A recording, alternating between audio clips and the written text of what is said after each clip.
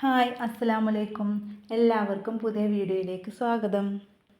ഇന്ന് നമ്മൾ വന്നിരിക്കുന്നത് ഉരുളക്കിഴങ്ങ് വെച്ചിട്ട് ഒരു ഈവനിങ് സ്നാക്സ് തയ്യാറാക്കുന്ന വീഡിയോ ആയിട്ടാണ്. അപ്പോൾ എല്ലാവരും വീഡിയോ കണ്ടു നോക്കുക. ചാനൽ സബ്സ്ക്രൈബ് ചെയ്യാതെ കാണണമെങ്കിൽ പ്ലീസ് ഒന്ന് സബ്സ്ക്രൈബ് ചെയ്യുക. അപ്പോൾ നമുക്ക് എങ്ങനെ തയ്യാറാക്കാമെന്ന് നോക്കാം.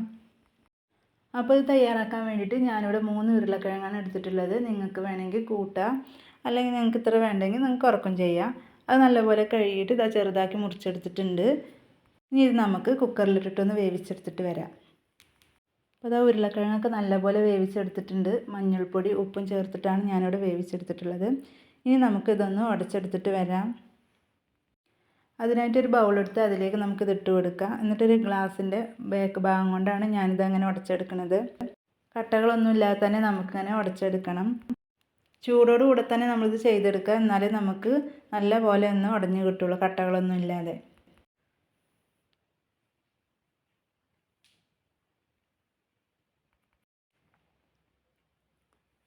അപ്പോൾ അതവിടെ കട്ടകളൊന്നും ഇല്ലാതെ ഞാനിത് ഉടച്ചെടുത്തിട്ടുണ്ട്. ഇനി നമുക്ക് ഇതിലേക്ക് ബാക്കി ഇൻഗ്രീഡിയൻസും കൂടി ചേർത്ത് കൊടുക്കാം.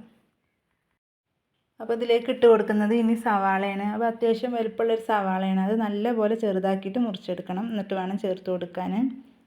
പിന്നെ നമ്മുടെ എരിവിനനുസരിച്ച് പച്ചമുളക് ചേർത്ത് കൊടുക്കുക, ചെറുതാക്കി മുറിച്ചെടുത്തിട്ട്. അതുപോലെ തന്നെ കുറച്ച് കറിവേപ്പിലയും കൂടി നല്ലപോലെ ചെറുതാക്കി മുറിച്ചെടുത്തിട്ട് ചേർത്ത് കൊടുക്കുക. പിന്നീട് ഇതിലേക്ക് ഇഞ്ചി, വെളുത്തുള്ളി, വലിയ ജീരകം അതെല്ലാം കൂടി ഒന്ന് ചതച്ചെടുത്തതാണ്. അത് 1 ടീസ്പൂൺ ചേർത്ത് കൊടുത്തിട്ടുണ്ട്. പിന്നെ ആവശ്യത്തിന് ഉപ്പും ചേർത്ത് കൊടുക്കുക.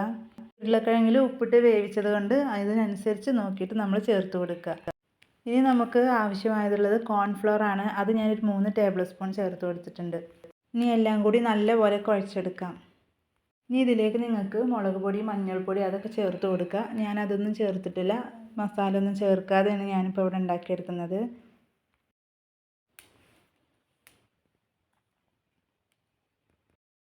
അപ്പോൾ ഞാൻ കുഴച്ചെടുത്തപ്പോൾ നല്ലപോലെ കയ്യിൽ ഒട്ടിപ്പിടിക്കുന്നുണ്ട്. അപ്പോൾ അതുകൊണ്ട് ഞാൻ 2 ടേബിൾ സ്പൂൺ കൂടി കോൺഫ്ലവർ ചേർത്ത് കൊടുത്തിട്ടുണ്ട്.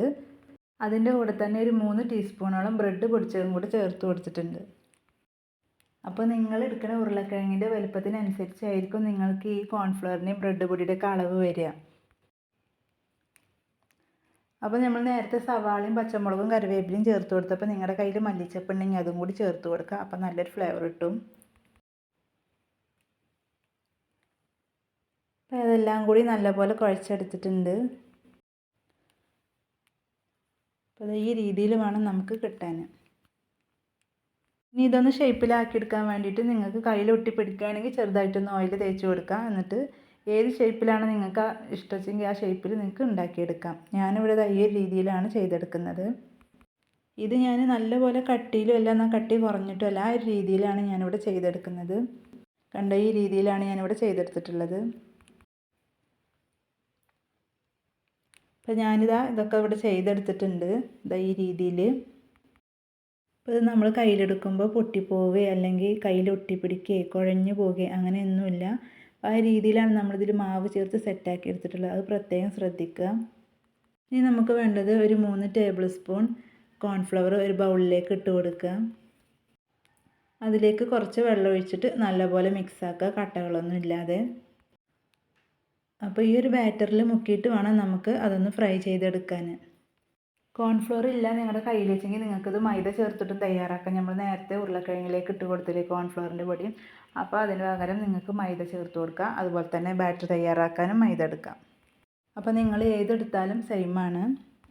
അപ്പോൾ ആ ബാറ്റർ ഇവിടെ റെഡി ആയിട്ടുണ്ട്. ഇനി ഇതിലേക്ക് കുറച്ച് ബ്രെഡ് പൊടിച്ചതാണ്. നല്ല ഫൈനായിട്ട് പൊടിച്ചെടുക്കേണ്ട ആവശ്യമൊന്നുമില്ല, വലിയ തരികളോടുകൂടെ തന്നെ പൊടിച്ചെടുക്കാം.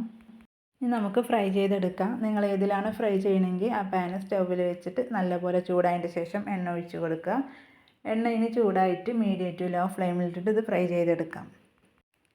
നമ്മൾ ഓരോന്നായി എടുത്തിട്ട് നമ്മൾ ആ ബാറ്ററിൽ മുക്കി കൊടുത്ത് പിന്നെ ബ്രെഡ് പൊടിയിലൊന്ന് മുക്കിയെടുക്കാം.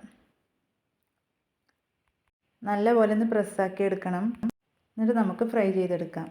കൂടുതൽ നേരമൊന്നും ഇതിനാവശ്യമില്ല, പെട്ടെന്ന് തന്നെ ഫ്രൈ ചെയ്തെടുക്കാം. ഒരു സൈഡ് കളർ മാറി തുടങ്ങുമ്പോൾ നമുക്ക് തിരിച്ചിട്ട് കൊടുക്കാം. നല്ലപോലെ എണ്ണ ചൂടായിട്ടുണ്ടെങ്കിൽ നിങ്ങൾ ലോ ഫ്ലെയിമിലിട്ട് കൊടുക്കുക. അപ്പോൾ അത് ഏകദേശം ഇവിടെ റെഡി ആയിട്ടുണ്ട്. നമുക്കിനി ഇത് കോരി മാറ്റാം. ബാക്കിയുള്ളതും കൂടി നമുക്ക് ചെയ്തെടുക്കാം. അപ്പോൾ ഇത്രയേ ഉള്ളൂ, നമ്മൾ സിമ്പിളായിട്ടുള്ള ഉരുളക്കിഴങ്ങ് വെച്ചിട്ടുള്ള ഈവനിങ് സ്നാക്സ് ഇവിടെ റെഡി ആയിട്ടുണ്ട്. അപ്പോൾ വൈകുന്നേരമൊക്കെ കുട്ടികൾക്ക് സ്കൂളിൽ വരുമ്പോൾ ചായയുടെ കൂടെ കൊടുക്കാൻ പറ്റിയൊരു സ്നാക്സാണ്. വളരെ ഈസി ആയിട്ട് നമുക്ക് ഈ ഒരു സ്നാക്സ് തയ്യാറാക്കാൻ പറ്റും. ഉരുളക്കിഴങ്ങ് വേവിക്കേണ്ട ഒരു ടൈം മാത്രമേ ഉള്ളൂ നമുക്ക് എടുക്കുന്നത്, ബാക്കിയൊക്കെ നമുക്ക് പെട്ടെന്ന് ചെയ്തെടുക്കാൻ പറ്റും. അപ്പോൾ ഈ ഒരു സ്നാക്സ് നിങ്ങൾ ഉണ്ടാക്കി നോക്കിയിട്ടില്ലെങ്കിൽ എന്തായാലും ഒന്ന് ഉണ്ടാക്കി നോക്കുക, തീർച്ചയായും നിങ്ങൾക്ക് ഇഷ്ടപ്പെടും. അപ്പോൾ വീഡിയോ ഇഷ്ടപ്പെട്ടാൽ ലൈക്ക് ചെയ്യുക, ഷെയർ ചെയ്യുക, കമൻറ്റ് ചെയ്യുക.